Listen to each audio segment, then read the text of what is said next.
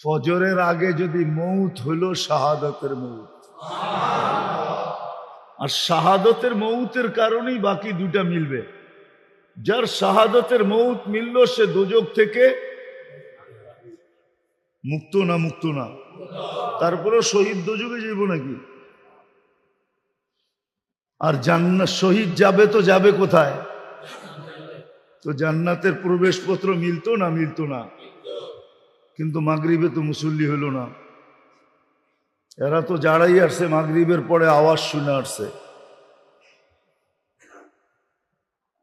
কি বুদ্ধিমান হলে তো মাগরিবে উঠছে পড়া কি হতো, সব গাড়ি থেমে যেত। মসজিদের আগে পিছে সব গাড়ি আর গাড়ি, মানুষ ছুটে আসতো। কেন? 12 ঘন্টার বুদ্ধিমানের কাজ করতে চাই।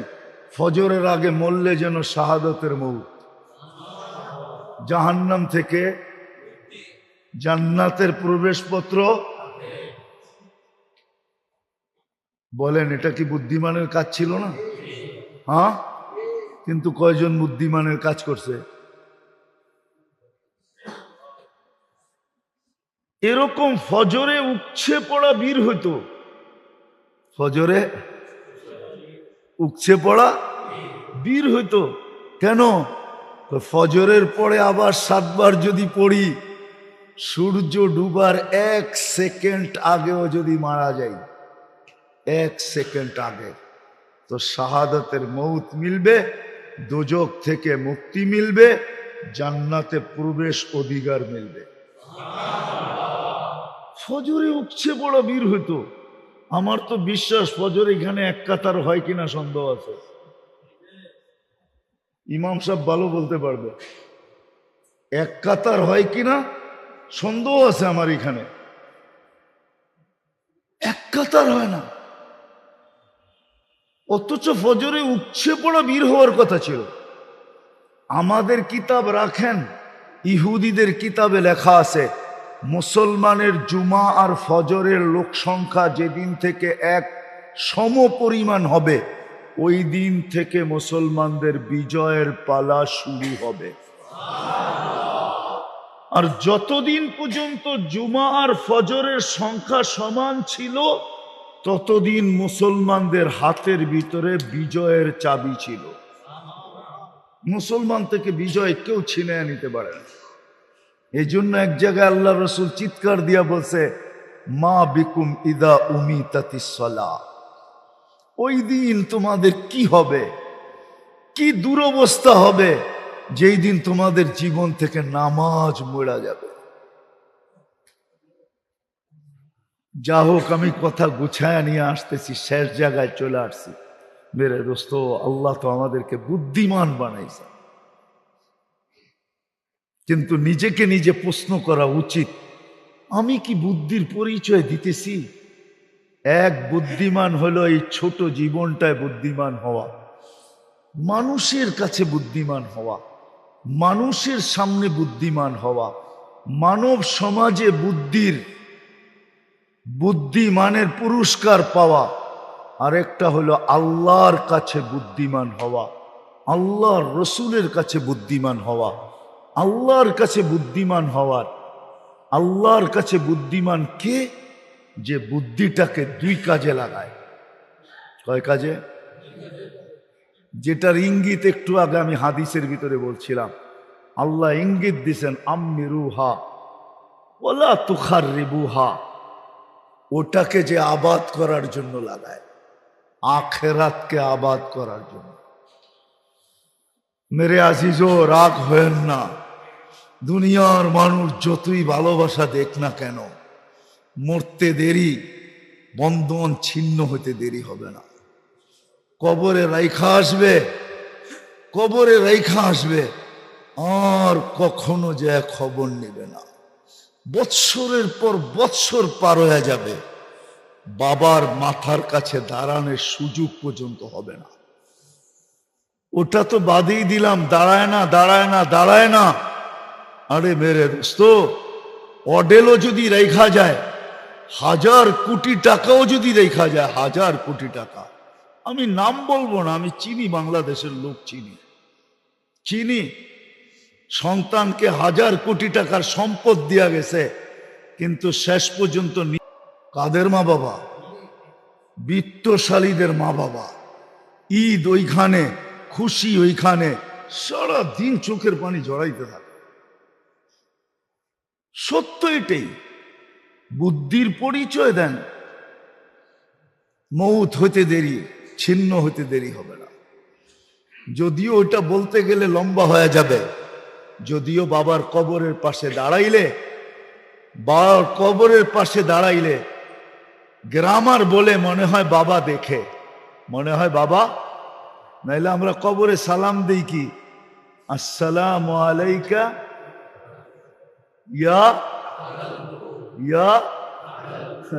আপনি যদি সে নাই শুনে নাই দেখে, তো আপনি এই সালাম দেন কি কইরা?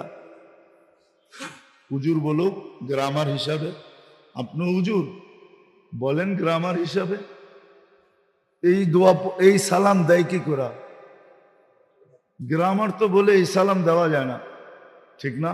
যদি না শোনে, যদি না দেখে, এটা আলাদা আলোচ্য বিষয়। উচিত ছিল বাপার কবরের পাশে যেয়ে দাঁড়ালো, কিছু পয়রা ওনাকে দেওয়া। এইখানে তো একজনও নাই যে ডেলি সকালবেলা উঠা বাপের নামে 1 টাকা দান করে, মার নামে 1 টাকা। এটা তার জীবনের অংশ। এই 2 টাকা দেওয়া ব্যতীত দিন শুরু করে না, দিনের কাজ শুরু করে না। এরকম একজনও এখানে নেই। একজন বলে আছে, এটা আমার ওয়াজ শুনে মনে হয় শুরু করছে। একজনও নাই, একজন আছে শুধু, যে ডেলি 1 টাকা বাপের নামে মার নামে 1 টাকা দিয়া দিনের কর্ম শুরু করে। 2 জনের নামে 2 টাকা, ডেলি 2 রাকাত নামাজ পড়ে মা বাবার জন্য, নফল 2 রাকাত। কয়জন আছি? ওই একজনই হাত উঠাবে, আর কেউ না। উচিত ছিল। এই জন্য বুদ্ধির পরিচয় দিই। আল্লাহ আমাদেরকে মসজিদে উঠছে পড়া বীর হইতে দেরি হইতো না। বলবেন এটা আবার কি রাখা দিতে দেখাইতেছি আমি না? হাদিসে আছে, মান সাল্লাল বারদাইন দাখালাল জান্নাহ। যে ফজর আর আসর জামাতে পড়লো সে যেন জান্নাতেই আছে, সে যেন। এটা তো বুদ্ধির কাজ ছিল। ইউহিব্বুনাল খালকা ওয়া ইয়ানসাউনাল খালিক।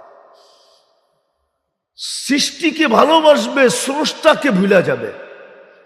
যুবকদেরকে জিজ্ঞেস করেন, 14 তারিখে ফুল দেয়, হোটেলে নিয়ে খাওয়ায়, যা খাইতে চায় তা খাওয়ায়, আবার পার্সেলও দেয়। পারে না কলজাটা বাইর করে বুনা করে আবার লোকে দিয়ে দিতে, ঠিক না?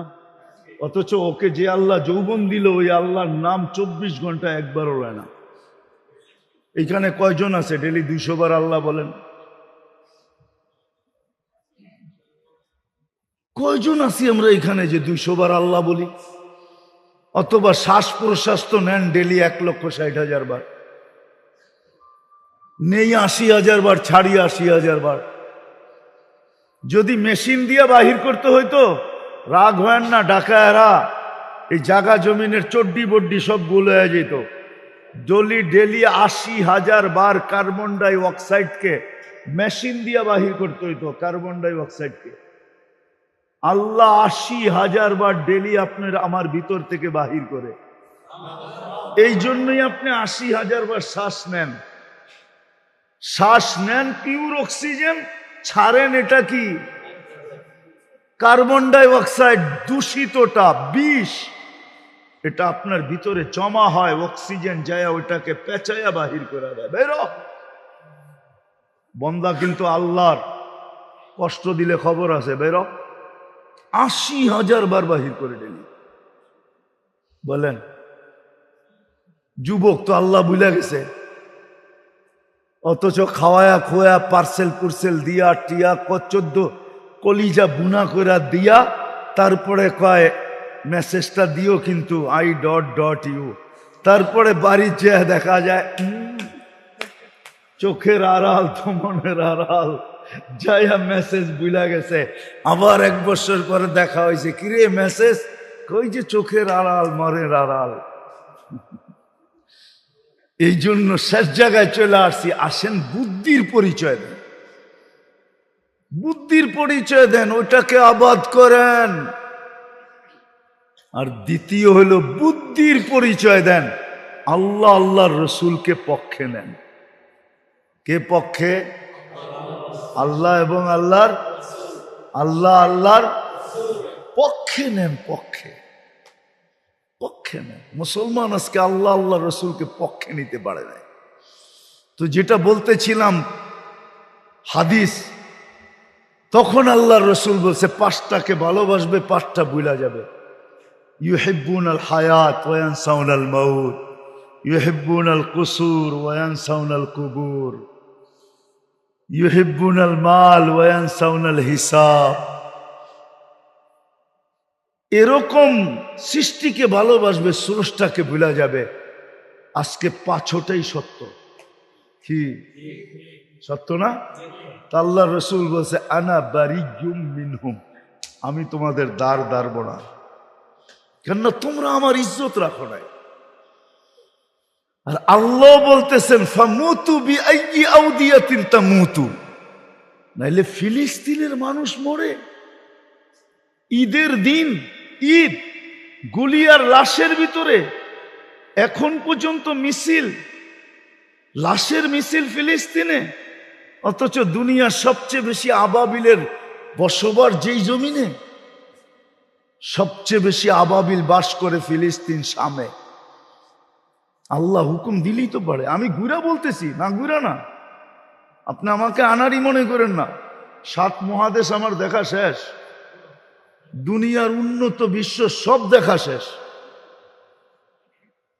আমি এই পর্যন্ত 99টা দেখা পেয়েছি দেশ, কোনোটা আমি 12 বার 14 বারও গেছি। সেঞ্চুরি পুরা করতে পারি আলহামদুলিল্লাহ, ব্যবস্থা হয়ে আছে, শুধু আমি টিকিট কাটি না, দেখা যাই না, দেখা হয় না। দোয়া করেন হজের পরে ইনশাল্লাহ পুরা করব, এক চোটে 10-12টা ব্যবস্থা হয়ে আছে। আমি দেখা বলতেছি আপনাদেরকে, দুনিয়ার সবচেয়ে বেশি আবাবিল বাস করে শামে, ফিলিস্তিনে। আল্লাহ হুকুম দেয় না কেন? কেন দিবে? আজকে আল্লাহ নারাজ হয়ে গেছেন। এই জন্য বুদ্ধির কাজ হলো আল্লাহকে সঙ্গে নেন, আল্লাহর রসুলকে সঙ্গে নেন। এই জন্যই মুসলমানকে বুদ্ধি দিছিলেন। ওলামাদের কাছে আছে ডোজ, আছে ডোজ, আসেন ওলামাদের কাছে। আজকে তো আমরা সবাই মনে করি সব নেটে পেয়ে যাব। নেটে কোত্থেকে পাবেন আপনি? সবাই মনে করে আমরাই শিক্ষিত। কোত্থেকে আপনি শিক্ষিত? ডুব দিতে পারলেই কি ডুবুরি হয় নাকি? না ডুব দিলেই ডুবুরি হয়ে যায়? আপনারা পারেন না ডুব দিতে? কি আগে তো পানি ছিল, ঠিক না? কি বর্ষাকালে ডুবার নাই? ডুব দিতে পারলেই ডুবুরি হয় না। কিছু লেখাপড়া জানলেই শিক্ষিত হয় না। শিক্ষার দ্বারা ভিন্ন আছে। ওলামাদেরকে আছেন, শিখেন যে আল্লাহ কিভাবে সাথে হবে, আল্লাহর রসুল কিভাবে, মসজিদ আর এটাকে সঙ্গী বানায় নেন, নিজের আসল গন্তব্য বানায় নেন। আরে মেরে দোস্ত, 4 দোকানে কি আড্ডা দেন, শব্দটা যদিও হুজুররা আমার মাইনা নিবে না। আরে মসজিদে আইসা গল্প করে, তাও কাজে দিবে। 4 দোকানে কি আড্ডা দেন, বাইরে বসে কি আড্ডা দেন? বানান মসজিদ বারিন্দা বড়, মালয়েশিয়া ইন্দোনেশিয়ার মতো বানান। যান চতুর্দিকে বারিন্দা রাখেন, রাখেন মসজিদের ভিতরে কফি সফি চা সা সব রাখেন, ওইখানে বসে বসে খান। তারপরে আল্লাহকে বলতে পারবেন দূরে তো ছিলাম না, তোমার আঙ্গিনাই তো ছিলাম। মাঝে মাঝে ছেলেও তো কয় তুমি এত চিল্লাও কি লেগা, বারিন্দাই তো বয়ে রয়েছি, বলে না? আপন জনও তো বলে, ঠিক না? এত ডাকো কেন, বারিন্দাই তো বসা আমি, তুমি একটু দেখলেই তো পারো। আমরাও তো আল্লাহকে বলতে পারবো আঙ্গিনেই তো বয়ে রয়েছি, আপনি দেখলেই তো পারেন যে আমি কই বয়ে রয়েছি। 4 দোকানে তো নাই, বাজারে তো নাই, হোস্টেলে তো নাই, হাটে তো নাই, অফিস আদালতে তো নাই, আপনার মসজিদের আঙ্গিনেই তো বয়ে রয়েছি, আপনার বাড়ির আঙ্গিনেই বয়ে রয়েছি, ওইখানে বসেন। কি দোকানে বসে বসে আড্ডা দেন? মসজিদ আর নামাজ করবেন, হ্যাঁ আয়সা বড় দুঃখ লাগলো আপনাদের মসজিদ বলে ভাঙ্গা ফেলবে। কি হ্যাঁ কি বলেন? এত ছোটই থাকবো না আর বড় হবে? কেমনে হইব আপনারা না ছেলে? হ্যাঁ কেমনে বড় করবেন? উপরে কেমনে বড় হইব? জায়গা তো যাইব রাস্তার মধ্যে, কোথায় জায়গা আছে? উপরে বানাইবেন, উপরে তো ছাদ পর্যন্ত। আপনি তো ওই ঢাকায় কথাই কইলেন, বাপে 1 কাঠা রেখা গেছে, আমরা আসমান পর্যন্ত বানায় খালি কাঠা বাড়াইতে থাকবো। 2 তলা বানাইলে 2 কাঠা, 5 তলা বানাইলে 5 কাঠা, ঠিক না? হ্যাঁ আরে এরকম না, পরিধি বড় করেন। কি যাতে পার্কিং সার্কিংও হয়, হাইওয়ের উপরে মসজিদ, অনেক মুসাফির মানুষ, চলন্ত মানুষ এখানে নামাজ পড়বে, এই জন্য পরিধি বড় করেন। আপনারা নিয়াত করেন যে আমরা ভাঙ্গা ফেললেও পরিধি বড় করব। পারবেন নিয়ত করতে? হ্যাঁ কি পারবেন? ওটার জন্য যেই কোরবানি দিতে হয় দিতে পারবেন? পারবেন? যদি দরকার হয় পারবেন দিতে? কে কে পারবেন দেখি হাত উঠান তো, যে যদি এটারও দরকার হয় তো আমরা দিব ইনশাআল্লাহ। আল্লাহ করুক। আমরাও তো যাই মাঝে মাঝে, নামাজের সময় হলো এখানে গাড়ি পার্কিং করে নামাজ পড়লাম। পরিধি বড় হইতে হবে। উপরে বড় হইলে কি, তাহলে তো লিফট লাগাইতে হবে পুরান টাউনের মতো। পুরান টাউনে অধিকাংশ মসজিদে লিফট লাগতেছে, কেননা বুড়ারা তো উপরে উঠতে পারে না এখন, ঠিক না? লিফটে উঠবে, তো আপনারাও কিরকম লিফট লাগাইবেন নাকি? না, পরিধি বড় হইতে হবে। দোয়া করেন, আমিও দোয়া করে যেতেছি যেন পরিধি বড় হয়। আল্লাহ আমাদেরকে আমল করার তৌফিক দান করেন। ওয়ামা আলাইনা ইল্লাল বালাগ। দোয়া। আল্লাহুম্মা লাকাল হামদ কামা ইয়ানবাগি লিজালালি ওয়াজহি ওয়া আযীমি সুলতানিক ইয়া হান্নান ইয়া মান্নান ইয়া জাওয়াদ ইয়া কারীম ইয়া আল্লাহ। আয় আল্লাহ, বেশি কিছু চাবো না। আয় আল্লাহ, বেশি কিছু চাবো না। আজকের আয়োজন যেন কবুল হয়। কবুলই আছে, আবার কোথায় বসা চাইতেছি? আপনার ঘরে বসেই তো চাইতেছি। কাদেরকে নিয়ে চাইতেছি এটাও দেখেন না। আয় আল্লাহ, এই মজমা কোত্থেকে চলে আসছে?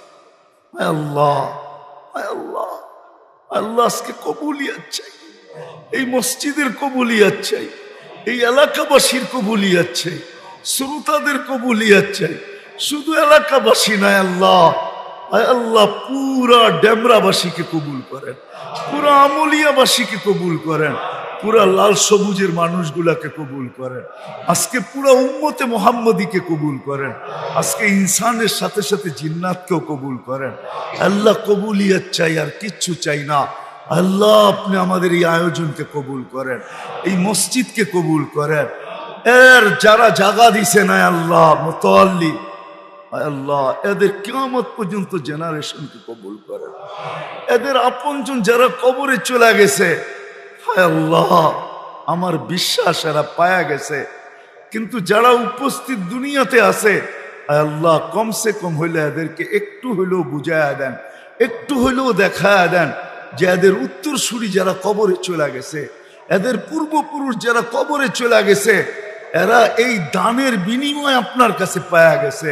আল্লাহ এদেরকে বুঝায়া দেন, এদেরকে বুঝায়া দেন যে দানের বিনিময়ে পায়া গেছে। আয় আল্লাহ আরো আপনার শান মোতাবেক এদেরকে নসিব করেন, কিয়ামত পর্যন্ত জেনারেশনকে নসিব করেন। আয় আল্লাহ, আয় আল্লাহ এই মসজিদের কমিটিকে কবুল করেন। আল্লাহ একটা মাদ্রাসার জায়গা আছে, ওটাকে মাদ্রাসায় রূপান্তরিত করার তৌফিক নসিব করেন। তাড়াতাড়ি যেন হয়। যারা জায়গা দিছে এরা মনে হয় অপেক্ষায় আছে কবে মাদ্রাসা হবে, আর ওনারা বেনিফিট কবরে বসা পাইতে শুরু করবে। ওনারা মনে হয় অপেক্ষা করতেছে। আল্লাহ মাদ্রাসাটাকে জলদ বানায় দেন। আল্লাহ এই এলাকার যুবকদেরকে কবুল করেন।